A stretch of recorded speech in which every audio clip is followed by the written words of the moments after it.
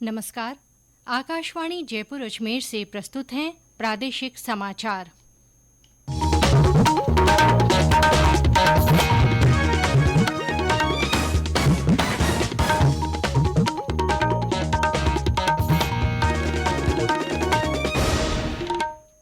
मुख्य समाचार। प्रधानमंत्री नरेंद्र मोदी ने कहा, पूर्वी राजस्थान में पेयजल और सिंचाई सुविधा के लिए केंद्र सरकार पूरी तरह प्रतिबद्ध। दौसा में जनसभा को संबोधित किया। श्री मोदी ने दिल्ली मुंबई एक्सप्रेसवे के दिल्ली दौसा लालसोट खंड का लोकार्पण किया। अन्य 3 परियोजनाओं का शिलान्यास किया। प्रधानमंत्री ने कहा, गरीबों और पिछड़ों का उत्थान सरकार की पहली प्राथमिकता। महर्षि दयानंद सरस्वती की 200वीं जयंती पर वर्ष भर चलने वाले कार्यक्रमों का शुभारंभ किया। भारतीय जनता पार्टी के वरिष्ठ नेता और राज्य विधानसभा में नेता प्रतिपक्ष गुलाब चंद कटारिया असम के राज्यपाल नियुक्त। और मुख्यमंत्री अशोक गहलोत ने जैसलमेर के राजमथाई में अमर शहीद नायक नरपत सिंह की प्रतिमा का अनावरण किया।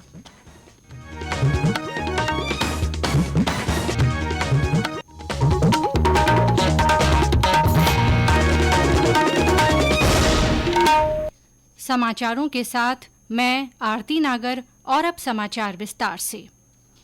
प्रधानमंत्री नरेंद्र मोदी ने कहा है कि पूर्वी राजस्थान के 13 जिलों में पेयजल और सिंचाई सुविधा के लिए केंद्र सरकार पूरी तरह प्रतिबद्ध है। आज दौसा के धनावड़ में जनसभा को संबोधित करते हुए प्रधानमंत्री ने कहा कि पूर्वी राजस्थान नहर परियोजना ERCP, पार्वती काली सिंध और चंबल लिंक परियोजना का प्रारूप तैयार किया है। इस प्रारूप को केंद्र सरकार ने राजस्थान और मध्य प्रदेश की सरकारों के साथ साझा किया है। इस प्रस्ताव को नदियों से जुड़ी विशेष समिति ने प्राथमिकता प्राप्त परियोजना के रूप में शामिल किया है। जब दोनों राज्यों की सहमति हो जाएगी तो केंद्र सरकार इसको आगे बढ़ाने पर जरूर विचार करेगी। राजस्थान के लोगों ने हमेशा से भाजपा को भरपूर प्रेम दिया है, लेकिन मुझे एक बात का अफसोस भी है कि अगर बीते 5 सालों में राजस्थान में डबल इंजन की पावर लगी होती तो यहां का विकास कितना तेज हो जाता। प्रधानमंत्री ने पूर्ववर्ती कांग्रेस सरकारों पर सीमावर्ती क्षेत्रों का विकास नहीं करने का आरोप लगाया। श्री मोदी ने कहा कि पिछले 9 वर्षों में इन क्षेत्रों में सड़क और रेल मार्गों का विकास किया गया है। राजस्थान के सीमावर्ती क्षेत्रों में 1400 किलोमीटर लंबी सड़कों का निर्माण जारी है और 1000 किलोमीटर नई सड़कें बनाने का प्रस्ताव है। श्री मोदी ने PM विश्वकर्मा योजना का उल्लेख करते हुए कहा कि इससे राजस्थान के दस्तकार, मूर्तिकार और हस्तशिल्पियों को लाभ होगा। प्रधानमंत्री ने कहा कि सरकार ने बाजरा जैसे मोटे अनाज को नई पहचान दी है। अब इसे श्री अन्न के नाम से जाना जाएगा। इससे राजस्थान के बाजरा उत्पादक किसानों को लाभ होगा। राजस्थान के ही दक्षिण जिलों का श्री अन्न सांवा, श्री अन्न कंगनी, श्री अन्न कोदो, श्री अन्न कुटकी भी, उनका स्वाद भी कुछ कम नहीं होता है और पौष्टिक भी होते हैं और दैनिक खान पान का हिस्सा भी होते हैं। इस श्री अन्न को देश विदेश में मार्केट मिले, किसानों को अधिक प्रोत्साहन मिले, छोटे किसानों को लाभ हो, इसके लिए अनेक कदम इस साल के बजट में उठाए गए हैं। इसका सीधा लाभ राजस्थान के सूखा प्रभावित मेरे छोटे छोटे किसानों को मिलने वाला है। श्री मोदी ने कहा कि राज्य में कानून व्यवस्था की स्थिति लगातार खराब हो रही है। उन्होंने कहा कि प्रदेश में डबल इंजन की सरकार होती तो तेज गति से विकास होता। श्री मोदी ने कहा कि कांग्रेस लटकाने और अटकाने का काम करती है। प्रधानमंत्री ने सभा को संबोधित करते हुए राजस्थान के वीर सैनिकों का जिक्र किया। केंद्रीय सड़क परिवहन और राजमार्ग मंत्री नितिन गडकरी और भाजपा प्रदेश अध्यक्ष डॉ. सतीश पूनिया ने भी सभा को संबोधित किया। प्रधानमंत्री ने धनावड़ गांव से 18,000 करोड़ रुपए से अधिक के निवेश से Delhi Mumbai access controlled greenfield expressway के दिल्ली दौसा लालसोट खंड का लोकार्पण और अन्य 3 परियोजनाओं का शिलान्यास किया। इसके बनने से जयपुर से दिल्ली के सफर में आधा समय लगेगा। इस अवसर पर प्रधानमंत्री ने कहा कि ये हाईवे विकसित होते भारत की एक और भव्य तस्वीर है। श्री मोदी ने कहा कि पिछले 9 वर्षों से केंद्र सरकार लगातार इंफ्रास्ट्रक्चर पर बहुत बड़ा निवेश कर रही है। बीते 9 वर्षों से केंद्र सरकार भी निरंतर इंफ्रास्ट्रक्चर पर बहुत बड़ा निवेश कर रही है। राजस्थान में भी हाईवे के लिए बीते वर्षों में 50,000 करोड़ रुपए से अधिक दिए गए। इस वर्ष के बजट में तो हमने इंफ्रास्ट्रक्चर के लिए 10 लाख करोड़ रुपए की व्यवस्था की है। ये 2014 की तुलना में 5 गुना अधिक है। इस निवेश का बहुत बड़ा लाभ राजस्थान को होने वाला है। यहाँ के गांव, गरीब और मध्यम वर्ग के परिवारों को होने वाला है। प्रधानमंत्री ने कहा कि दिल्ली मुंबई एक्सप्रेसवे से राजस्थान के साथ साथ हरियाणा, मध्य प्रदेश, गुजरात और महाराष्ट्र के अनेक जिलों को लाभ होगा। इस आधुनिक कनेक्टिविटी का लाभ सरिस्का टाइगर रिजर्व, केवलादेव और रणथंभौर नेशनल पार्क, जयपुर, अजमेर जैसे अनेक पर्यटक स्थलों को भी होगा। देश और विदेश के पर्यटकों के लिए राजस्थान पहले ही आकर्षक रहा है, अब इसका आकर्षण और बढ़ जाएगा। दिल्ली मुंबई एक्सप्रेसवे और वेस्टर्न डेडिकेटेड फ्रेट कॉरिडोर ये राजस्थान की देश की प्रगति के 2 मजबूत स्तंभ बनने वाले हैं। ये प्रोजेक्ट आने वाले समय में राजस्थान सहित इस पूरे क्षेत्र की तस्वीर बदलने वाले हैं। प्रधानमंत्री नरेंद्र मोदी ने कहा कि देश भेदभाव रहित नीतियों और प्रयासों के साथ प्रगति कर रहा है। उन्होंने कहा कि गरीबों, पिछड़ों और वंचितों की सेवा आज राष्ट्र के लिए प्रथम यज्ञ है। श्री मोदी ने इस संबंध में आवास, चिकित्सा सुविधा और नारी सशक्तिकरण का उल्लेख किया। आज दिल्ली में महर्षि दयानंद की 200वीं जयंती पर वर्ष भर चलने वाले समारोहों का उद्घाटन करते हुए श्री मोदी ने कहा कि गरीबों और वंचितों का उत्थान उनकी मुख्य प्राथमिकता है। श्री मोदी ने कहा कि देश की बेटियां राफेल जैसे युद्धक विमान भी उड़ा रही हैं। प्रधानमंत्री ने कहा कि महर्षि दयानंद सरस्वती ने सामाजिक जीवन में वेदों के महत्व को समझने पर जोर दिया और समाज को एक नई दिशा दी।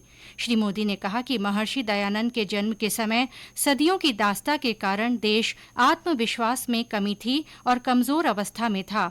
उन्होंने कहा कि महर्षि दयानंद ने सामाजिक भेदभाव, छुआछूत और कई अन्य कुरीतियों के खिलाफ अभियान चलाया। ये समाचार आकाशवाणी जयपुर अजमेर से प्रसारित किए जा रहे हैं।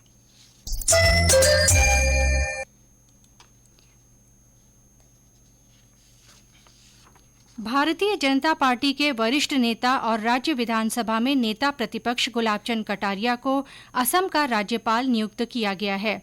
श्री कटारिया असम राज्य के 31वें राज्यपाल होंगे। श्री कटारिया 8 बार विधायक और 1 बार लोकसभा सदस्य रह चुके हैं। उनका जन्म 13 अक्टूबर 1944 को उदयपुर में हुआ था। वे 1977 में पहली बार उदयपुर विधानसभा से विधायक चुने गए। इसके अलावा 1989 से 1993 तक वे नवी लोकसभा में उदयपुर से लोकसभा सदस्य भी निर्वाचित हुए। उन्होंने अपने करीब 4 दशक लंबे राजनीतिक जीवन में विभिन्न पदों पर रहकर काम किया है। श्री कटारिया प्रदेश में 2 बार नेता प्रतिपक्ष और 2 बार गृह मंत्री और शिक्षा, ग्रामीण विकास और पंचायती राज तथा आपदा प्रबंधन जैसे विभागों का मंत्री के रूप में दायित्व संभाल चुके हैं। उन्होंने भाजपा संगठन में प्रदेश अध्यक्ष से लेकर विभिन्न पदों पर काम किया है। राष्ट्रपति की ओर से जारी आदेश में श्री कटारिया सहित 13 राज्यों और केंद्र शासित प्रदेशों के राज्यपाल और उपराज्यपाल भी नियुक्त किए गए हैं। श्री कटारिया ने कहा कि उन्हें पार्टी ने जो भी जिम्मेदारी दी है उसे मेहनत और क्षमता के साथ पूरा किया है। उन्होंने कहा कि वे नई जिम्मेदारी पर खरा उतरने का पूरा प्रयास करेंगे। केंद्रीय जल शक्ति मंत्री गजेंद्र सिंह शेखावत, संस्कृति और संसदीय कार्य मंत्री अर्जुन राम मेघवाल, पूर्व मुख्यमंत्री वसुंधरा राजे, भाजपा प्रदेश प्रभारी अरुण सिंह, पार्टी के प्रदेश अध्यक्ष डॉ सतीश पूनिया, उपनेता प्रतिपक्ष राजेंद्र राठौड़ ने श्री कटारिया को उनके राज्यपाल बनने पर बधाई और शुभकामनाएं दी हैं। रेल मंत्री अश्विनी वैष्णव ने कहा है कि अप्रैल के अंत में या मई के शुरुआती दिनों में राजस्थान में वंदे भारत ट्रेन शुरू होने की संभावना है। श्री वैष्णव कल शाम जयपुर के धानक्या में पंडित दीनदयाल उपाध्याय की 55वीं पुण्यतिथि के अवसर पर देश के विकास में रेलवे के योगदान विषय पर व्याख्यान दे रहे थे। रेल मंत्री ने कहा कि 717 करोड़ रुपए की लागत से जयपुर रेलवे स्टेशन पर सुविधाओं का विस्तार किया जाएगा। श्री वैष्णव ने कहा कि रेलवे ग्रामीण भारत की आर्थिक समृद्धि में भी भूमिका निभा रहा है।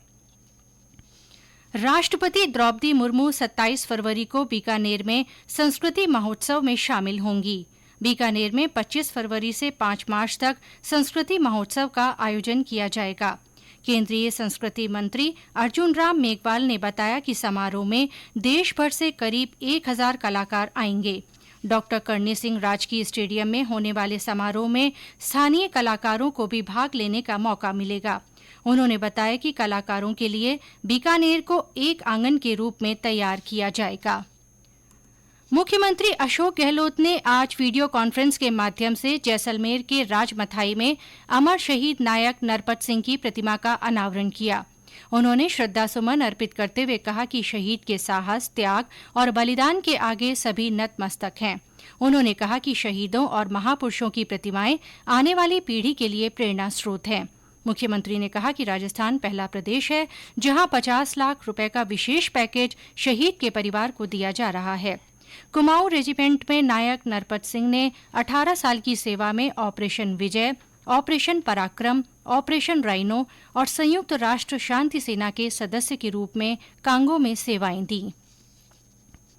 शिक्षा मंत्री डॉ. बीडी कल्ला ने कहा है कि देश की अर्थव्यवस्था को और अधिक मजबूत करने के लिए हमें कैशलेस ट्रांजैक्शन की ओर बढ़ना होगा। इससे लेन देन में पारदर्शिता आएगी। श्री कल्ला आज बीकानेर के श्री जैन पीजी कॉलेज की ओर से आयोजित राष्ट्रीय सेमिनार के उद्घाटन सत्र को संबोधित कर रहे थे। Emerging trends towards cashless economy in India विषय पर आयोजित इस सेमिनार को संबोधित करते हुए उन्होंने कहा कि महात्मा गांधी स्वदेशी के पक्षधर थे। उन्होंने गांवों को आर्थिक रूप से स्वावलंबी बनाने का सपना देखा था।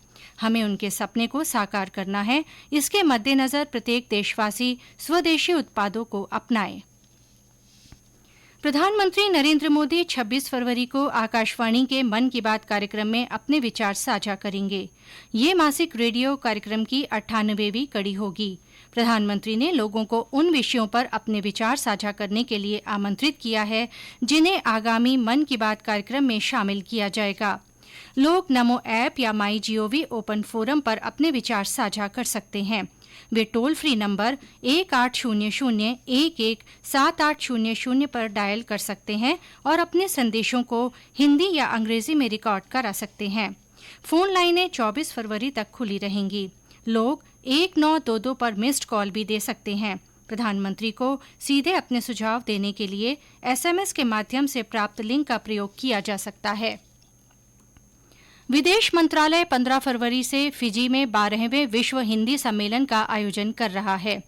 3 दिन के इस सम्मेलन में श्रीलंका में भारत के उच्चायुक्त गोपाल बागले शामिल हो रहे हैं। श्री बागले ने कहा कि हिंदी देशों को जोड़ने की भाषा रही है। 11वां विश्व हिंदी सम्मेलन वर्ष 2018 में मॉरिशस में आयोजित किया गया था। प्रधानमंत्री नरेंद्र मोदी ने 2 दिन में 10 लाख से अधिक सुकन्या समृद्धि खाता खोलने पर डाक विभाग को बधाई दी है।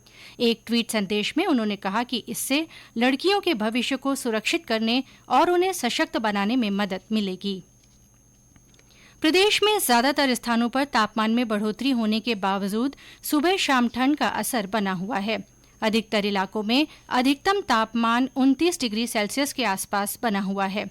पिछले 24 घंटों में सबसे कम 5.5 डिग्री सेल्सियस तापमान हनुमानगढ़ के संगरिया में दर्ज किया गया।